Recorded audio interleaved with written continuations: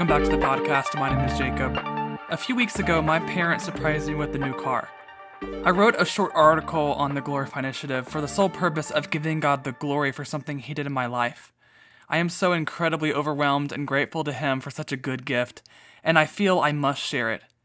This is an answer to dozens, if not hundreds of times of me praying to God on my knees for the provision of a car. In August, I'm moving to Florida to attend Reformation Bible College. It will be the first time I'm not living with my parents, and what's more, the first time living in a different state.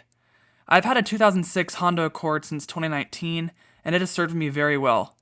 I was incredibly blessed to get it from a friend who was moving to China, and she gave me a great deal on it. I'm very thankful to this day. However, as expected, as time goes on, cars break down more and become more unreliable. And that's what happened with my Accord. I've had multiple times where it has broken down, and a few times where it's actually left me stranded. Needless to say, I was very hesitant to drive it back and forth from Florida to South Carolina. Just to put it in perspective, for the first semester alone, I planned to make that trip 6 times. In my Accord, I was worried I was not going to make it just the first time. I also, very suddenly, found out that I would, in fact, not be pursuing a career in app development, and instead be attending a fairly rigorous Bible college. That being said, I certainly did not have the money to go out and buy a car and pay for the first year of Bible college. The used car market is getting better, but it's been very bad over the past year. I couldn't find a legitimate 2010 CR-V with mileage under $170,000 for less than $10,000. And I couldn't even afford that with all of my other upcoming necessary expenses. As I mentioned, I often find myself on my knees praying to God for financial, spiritual, mental, and emotional provision for the massive step ahead of me, and that He might provide me with a safer car to drive. Over the past few months, I've decided to go on my knees while praying more than I used to because I believe that's what God deserves. Scratch that, I know that's what God deserves, and He deserves much, much more than that, but as of now, this is the most reverence that I can think to exert during prayer. I do pray I will discover more and more reverent ways to worship God as I grow closer and closer to Him. All that to say, I continued in prayer from October until now, and I still am, of course. However, as time went on with, seemingly, no answer, or at least one that I liked, remember, I am still sinful, I started to assume that the provision of a car was not in God's will. He had graciously provided in so many other ways, so I started to give up a search for a car and plan to use my Accord for the next few months. I had this strange feeling for months that I would end up with a car. I'm not sure what that was. It certainly could have been just myself being hopeful. That was probably it. But if God is sovereign over all things, wouldn't that mean, even if it was just my feelings, He was the one that ordained those feelings to come to pass? Either way, God has me right where He wants me, trusting and dependent on Him. That is where He wants all of His children. That is something I struggle with daily, most likely because of my incredible, sinful stupidity. But that is what God, in the season of my life, is burning into me. Trust in Him. 2 weeks ago, as my parents and I were on the deck in the evening, they told me that they were going to buy me a car. I was shocked, to say the least. I never expected that. Not because I thought my parents didn't like giving me good gifts, but because we are certainly not the type of people to buy cars left and right. I was shocked and extremely excited.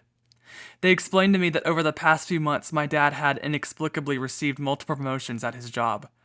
They saw that as a God-given opportunity to help me get to my next big step in life. During my months of praying, they had been planning and saving to provide me exactly what I was asking God for, and I had no idea. I want to make it incredibly clear that I am so grateful to my parents for such an amazing gift.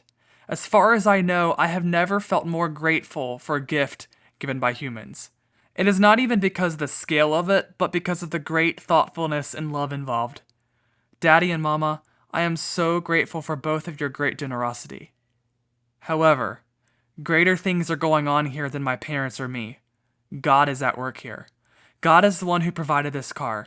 He used my parents as the mean to have His great will and gracious provision be done, but He is the one who did it all.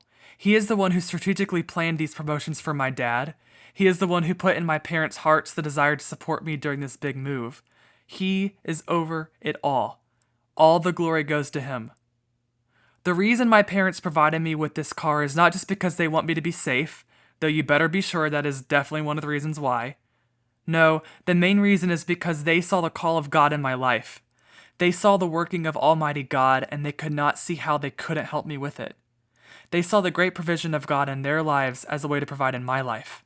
My family does not believe in coincidences. We believe in the mighty God who ordains and causes all things to happen. When you believe in that, everything has meaning. In the span of 24 hours, months of prayers were answered. It was thrilling to be living in an answer to prayer and know it. As I drove home from the lot in my new car, I felt a great sense of humility, if it's okay for me to say so. I do not deserve this. Why in the world would my parents give me such a good gift?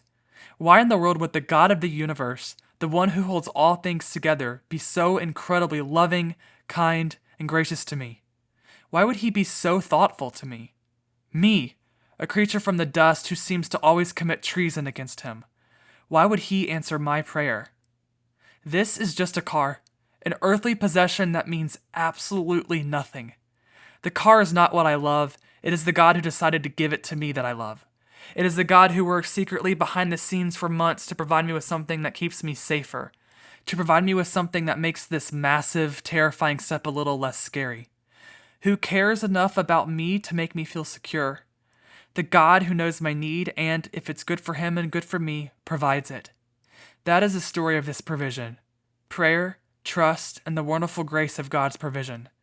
He is always working, no matter if we like how it works out or not. He is always working. I just need to trust him.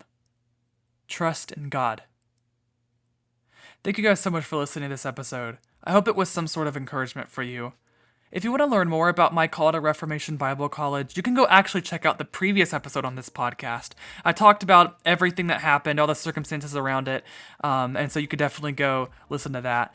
I'm also probably going to have an episode coming up a week or two before I actually leave, which is very soon, kind of maybe detailing some of my fears and excitements about what's about to happen, just to kind of keep you guys updated, but also maybe be an encouragement to someone who's facing something similar like this. I don't know. I would assume there's somebody else out there facing something like this. If reading things is more up your alley, you can go to glorifyinitiative.com to read my articles or posts that I do on there. I post about God daily on Instagram as much as I can. So definitely go check that out if that's interesting to you at all. Hopefully this is just an encouragement to you. Thank you guys so much for listening again. I will see you, or I guess talk to you in the next one. All right, bye.